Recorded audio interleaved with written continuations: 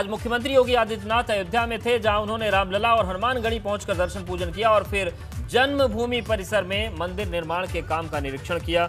दूसरी बड़ी खबर यह है कि समाजवादी पार्टी जो अब बसपा की राह पर चल पड़ी है और चुनाव से पहले ब्राह्मण वोटर्स को अपने पाले में लाने की कोशिश में लग चुकी है। इसके लिए सपा 23 अगस्त से हर जिले में ब्राह्मण प्रबुद्ध वर्ग सम्मेलन करेगी, जिसकी शुरुआत बलिया से होगी। और तीसरी खबर यूपी के कई जिलों में बारिश की वजह से पैदा हुए हालात को लेकर है। उत्तर प्रदेश के कई जिलों में नदियां अपनी सीमाओं से बाहर आकर लोगों के लिए मुसीबत का सबब बनने लगी हैं। इसके अलावा भी कई महत्वपूर्ण खबरें हैं जिस पर आपको विस्तार से जानकारी देंगे। तो सबसे पहले बात मुख्यमंत्री योगी आदित्यनाथ के अयोध्या दौरे की। इस दौरान सबसे पहले सीएम योगी ने अयोध्या के दशरथ मेडिकल कॉलेज का निरीक्षण किया और फिर सीएम योगी ने संतों से मुलाकात की। सीएम ने मणिराम दास छावनी के महंत नृत्य गोपाल दास से भी मुलाकात की। आपको बता दें कि राम मंदिर ट्रस्ट के अध्यक्ष हैं नृत्य गोपाल दास। इसके बाद सीएम योगी ने हनुमानगढ़ी के दर्शन किए और विधिवत पूजा अर्चना की। सीएम योगी रामलला के दर्शन करने के लिए भी पहुंचे। सीएम ने रामलला की आरती की। इसके बाद योगी अयोध्या के विकास कार्यों का जायजा लेने के लिए निकले और अधिकारियों को जरूरी दिशा निर्देश दिए।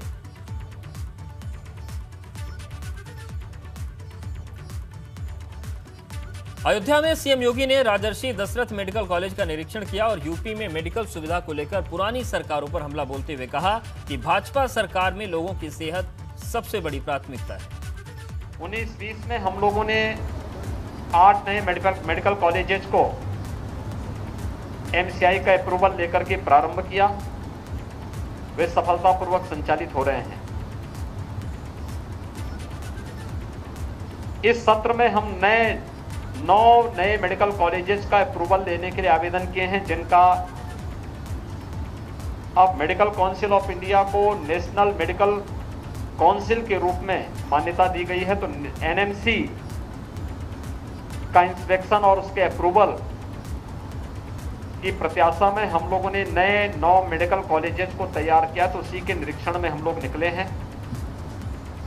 हेल्थ इंफ्रास्ट्रक्चर स्ट्रेंथन के लिए प्रदेश सरकार भारत सरकार के साथ मिलकर के मजबूती के साथ कार्य कर रही है। आप इसी से अनुमान लगा सकते हैं 1947 से लेकर के 2016 तक 69 वर्षों में प्रदेश में केवल 12 गवर्नमेंट मेडिकल कॉलेज बने थे और पिछले 4-4.5 वर्ष के दौरान उत्तर प्रदेश में हम लोग 32 नए मेडिकल कॉलेज या तो बना चुके हैं या बना रहे हैं। नया मेडिकल कॉलेज होने के बावजूद यहाँ पर कोविड पेशेंट के लिए आरटी-पीसीआर की लैब भी बनाई गई, जहां पर प्रतिदिन 3000 से अधिक टेस्ट करने की क्षमता वर्तमान में है। हम सब जानते हैं कि उत्तर प्रदेश मार्च 2020 में जब कोरोना की आहट हुई थी, तब प्रदेश में कोई भी लैब नहीं थी।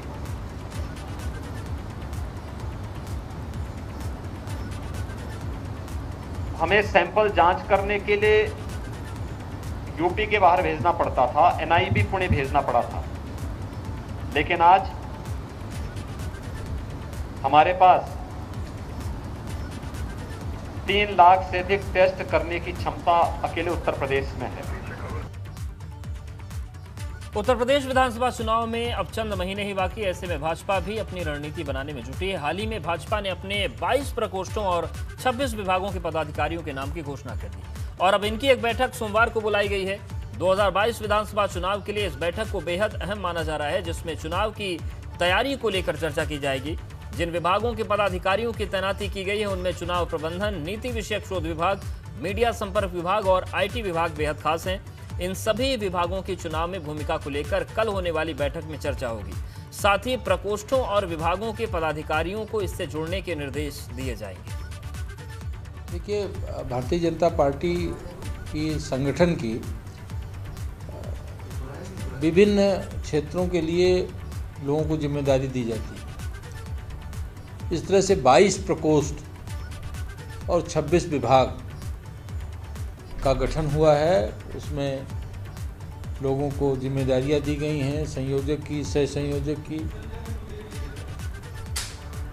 तो इस तरह से जो प्रकोष्ठों और विभागों के पूरे प्रदेश के जो पदाधिकारी हैं उनकी बैठक कल 11 बजे से होनी है, जिसमें माननीय महामंत्री संगठन आदरणीय श्री सुनील बंसल जी और माननीय प्रदेश अध्यक्ष श्री स्वतंत्र देव सिंह जी का उद्बोधन प्राप्त होगा।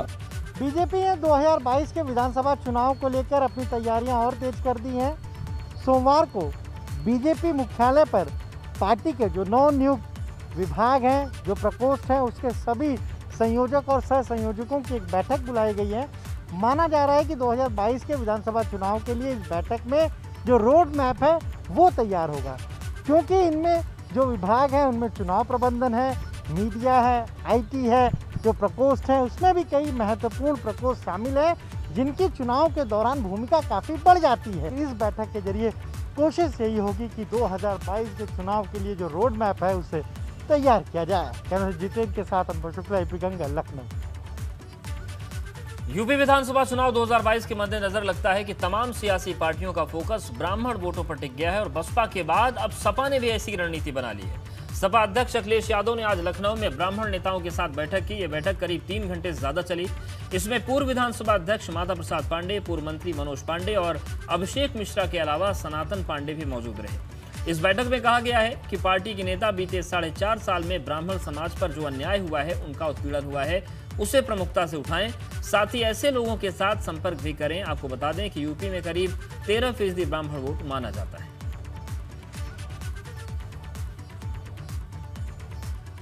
वही सपा के ब्राह्मण प्रेम पर भाजपा ने निशाना साधा। भाजपा प्रवक्ता राकेश त्रिपाठी ने कहा कि डॉक्टर लोहिया के समाजवाद का दम भरने वाली समाजवादी फिर जातिवादी राजनीति पर उतर आए हैं, लेकिन ब्राह्मण प्रबुद्ध वर्ग है और वो जाति जमात की राजनीति से ऊपर उठकर विकास के मुद्दे पर वोट करेगा।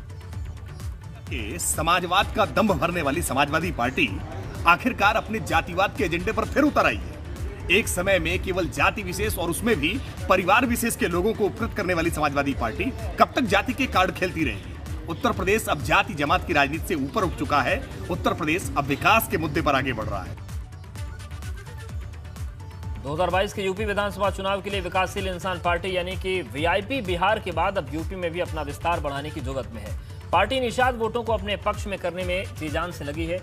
बिहार सरकार के मंत्री और वीआईपी के राष्ट्रीय अध्यक्ष मुकेश साहनी आज वाराणसी के दौरे पर आने वाले थे, लेकिन शांति व्यवस्था भंग की आशंका को देखते हुए प्रशासन ने वीआईपी कार्यकर्ताओं को रोक दिया। आपको बता दें कि 2 दिन पहले पुलिस को बिना सूचना दिए वीआईपी कार्यकर्ताओं ने फूलन देवी की प्रतिमा रामनगर पहुंचाई थी, जिसे प्रशासन ने जब्त कर लिया। बिल्कुल समझ से परे है। हम लोगों ने पहले ही प्रशासन को कह रखा था और हमें 18 जनपदों में फूलन देवी जी का मूर्ति स्थापित करनी थी, शहादत दिवस मनाना था, लेकिन प्रशासन ने हमें मना किया तो हमने अपने कार्यक्रम को स्थगित कर दिया। हम इसे बाद में मनाएंगे। यहाँ बनारस में हम बिल्कुल छोटे स्तर पे एक कार्यक्रम करना चाह रहे थे। हमने बहुत कम अपने पदाधिकारियों को यहाँ बुलाया, पूरे बिहार से, पूरे उत्तर प्रदेश से, लेकिन पता नहीं क्यों प्रशासन में ऐसी क्यों हमें हाउस अरेस्ट कर रखा है, क्यों रोक रखा है, ये समझ से पड़े। फूलन देवी की पुण्यतिथि के मौके पर जालौन में समाजवादी पार्टी के राष्ट्रीय महासचिव विशंबर प्रसाद निषाद ने उनकी प्रतिमा पर माल्यार्पण किया। ये कार्यक्रम कालपी तहसील के शेखपुरा गुड़ा गांव में हुआ। फूलन देवी का जो गांव है, यहां पर विशंबर प्रसाद निषाद ने फूलन देवी की मां से मुलाकात कर उनसे बातचीत की। उन्होंने कहा कि समाजवादी पार्टी ने हमेशा फूलन के परिवार की मदद की। आपको बता दें कि 20 साल पहले पूर्व सांसद फूलन देवी की हत्या हुई थी। आज शेखपुर गुड़ा, चूँकि हमारी वीरांगना फूलन देवी जी की जन्मस्थली है, यहाँ पैदा हुई थी और यहाँ पर हमारे एकलव्य वेलफेयर सोसाइटी के लोगों ने जो है उनकी प्रतिमा संगमरमर की लगवाने का काम किया था। तो आज हम लोग उनको जो है माल्यार्पण करने, उनका शहादत दिवस मनाने और उनके परिवार से, माता जी से मिलने के लिए आए थे। उन्नाव में फूलन देवी के नाम पर यूपी में अपनी जड़ों को जमाने की कोशिश में लगी विकासशील इंसान पार्टी यानी वीआईपी को बड़ा झटका लगा जब प्रशासन ने फूलन देवी की 20 फीट ऊंची मूर्ति को कब्जे में ले लिया। उन्नाव के बांगरमऊ इलाके में बदलीपुरवा गांव के एक स्कूल में ये मूर्ति स्थापित करवाने के लिए मंगवाई गई थी, जिसका अनावरण करने के लिए वीआईपी के अध्यक्ष मुकेश साहनी उन्नाव जाने वाले थे, लेकिन बिना प्रशासन की मंजूरी की मूर्ति स्थापित करने की खबर लगते ही प्रशासन ने मौके पर पहुंचकर मूर्ति के लिए बनवाए गए फाउंडेशन को तोड़वा दिया और मूर्ति को कब्जे में ले लिया। थाना बांगरमऊ के बदली पुदवा गांव में एक निजी विद्यालय में मूर्ति लगाने की सूचना मिली। सूचना पाकर बांगरमऊ पुलिस आयोजकों से संपर्क करके उनसे पूछा तो उनके पास इस प्रकार के आयोजन की कोई अनुमति नहीं थी। आयोजकों से बात की गई कि बिना अनुमति के ऐसा कोई कार्यक्रम आयोजित नहीं होगा। मूर्ति को कब्जे में लेकर थाने में रख दिया गया है। शांति व्यवस्था कायम है।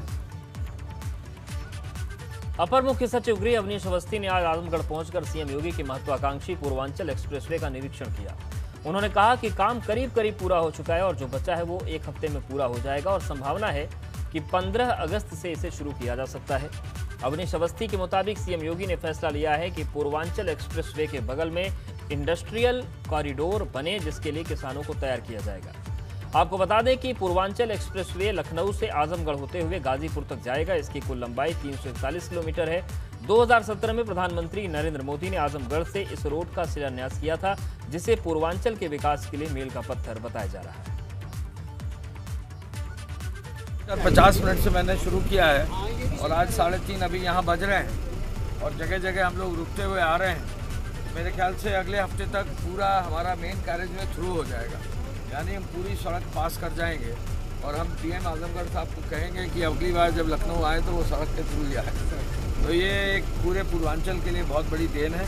माननीय मुख्यमंत्री जी ने मुझे आदेश दिया है कि इसको जल्दी से जल्दी कंप्लीट कराएं।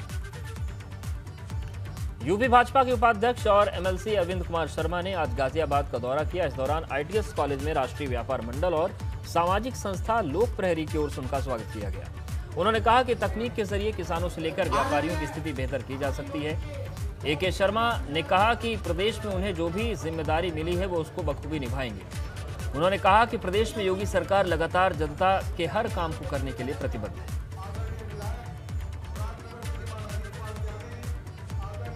के गाजियाबाद के लोगों का विशेष रूप से भारतीय जनता पार्टी के अध्यक्ष माननीय संजीव शर्मा के नेतृत्व में भारतीय जनता पार्टी की जो टीम है उसने और लोक प्रहरी और राष्ट्रीय व्यापार मंडल संस्था ने इतना अच्छा आयोजन किया था कार्यक्रम का और मैं उनका हृदय से धन्यवाद करता हूं मुझे यहाँ बुलाने के लिए और इतना अच्छा कार्यक्रम आयोजित करने के लिए। साथ ही मैं गाजियाबाद के और पश्चिमी उत्तर प्रदेश के और यहाँ आए हुए सभी लोगों का भी धन्यवाद करता हूँ कि इन्होंने अपना बहुमूल्य समय सुबह से अभी दोपहर तक इतनी गर्मी में दिया है। अमरोहा के हसनपुर इलाके के अलीपुरा मिलक गांव में पुलिस ने छापेमारी की और हजारों लीटर लहन को नष्ट किया। पुलिस को जानकारी मिली थी कि गांव के जंगल में अवैध रूप से नकली शराब बनाने का काम किया जा रहा है। इसके बाद पुलिस ने एक कार्रवाई की और एक शराब माफिया को गिरफ्तार किया। हालांकि शराब माफिया के 2 अन्य साथी मौके से फरार होने में कामयाब हो गए। पुलिस ने मौके पर अवैध शराब बनाने में इस्तेमाल होने वाली हजारों लीटर लहन को नष्ट कर दिया। साथ ही बड़ी तादाद में नकली शराब भी बरामद की है। हसनपुर में अलीपुर मिलक के वन विभाग के जंगल में हजारों लीटर लहन तथा शराब बनाने के उपकरण नष्ट किए गए। इसमें एक अभियुक्त सतवीर गिरफ्तार हुआ है, एक फरार हो गया है। विधिक कार्रवाई की जा रही है। बदमाशों और माफिया के खिलाफ पुलिस प्रशासन का अभियान जारी है। टीवी स्क्रीन पर 2 तस्वीरें हम आपको दिखाते हैं। पहली तस्वीर अलीगढ़ की, जहां पर शराब कांड में 100 से ज्यादा लोगों की मिलावटी शराब पीने से मौत हो गई। अलीगढ़ में शराब माफिया अनिल चौधरी और उसके भाई सुधीर की करीब 5 करोड़ 30 लाख की संपत्ति मुनादी करके गैंगस्टर अधिनियम के तहत जब्त की गई। दूसरी तस्वीर गोरखपुर की है, जहां पर 6 फरार वांछितों के घर कोर्ट के आदेश पर कुर्की का नोटिस चस्पा किया गया और इस दौरान पुलिस ने अभियुक्तों की चल और अचल संपत्ति पर नोटिस चस्पा कर मुनादी करवाई।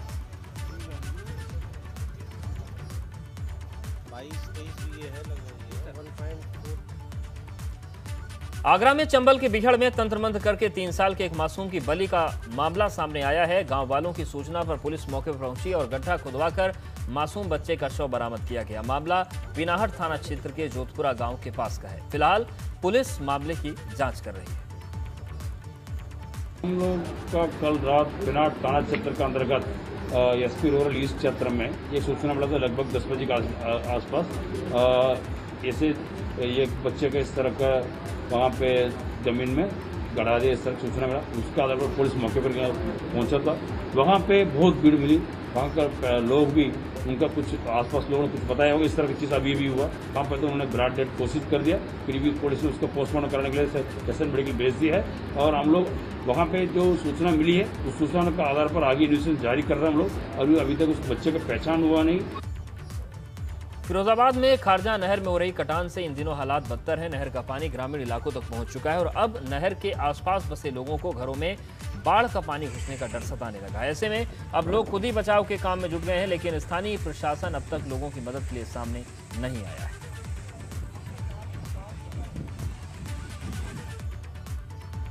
लखीमपुर खीरी में शारदा नदी के कटान की वजह से लोगों की जिंदगी हलकान हो रही है। हालात ये है कि शारदा नदी के कटान की चपेट में आकर कई घर जमींदोज हो चुके हैं।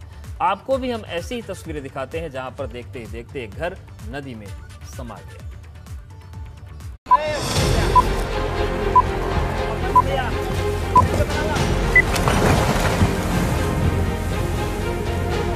महज 5 सेकंड के अंदर ये मकान जमींदोज होकर नदी में समा गया। एक बार फिर से देखिए कि कैसे 5 सेकंड में ही ये पूरा मकान नदी के बहाव की वजह से जमींदोज हो गया।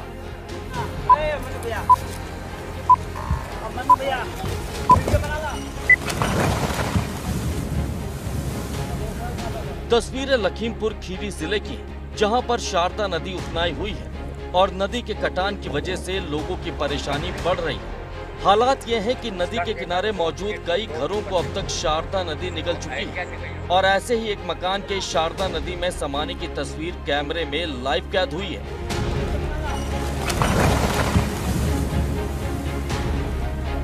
ये तस्वीरें लखीमपुर खीरी के निघासन तहसील के मजरी गांव की, जहां पर कई सारे घर पहले ही शारदा नदी की वजह से जमींदोज हो चुके हैं और लोग अपनी आंखों से अपने आशियाने को नदी में समाते हुए देखने को मजबूर हैं।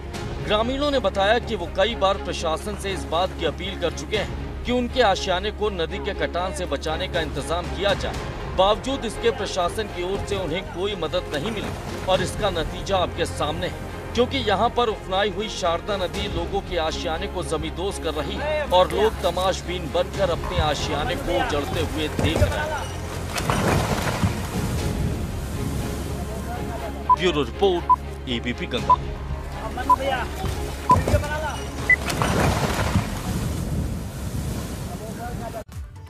हिमाचल प्रदेश के किन्नौर जिले में बटसेरी की पहाड़ी से पत्थर टूटकर नीचे गिरे हैं। चट्टान गिरने से कई वाहन उसकी चपेट में आए और इस दुर्घटना में पर्यटकों से भरी गाड़ी पर पत्थर गिर गया, जिससे उसमें सवार 9 लोगों की मौत हो गई। आप देखिए कितना ये विभत्स तस्वीर है। एकदम से चट्टान से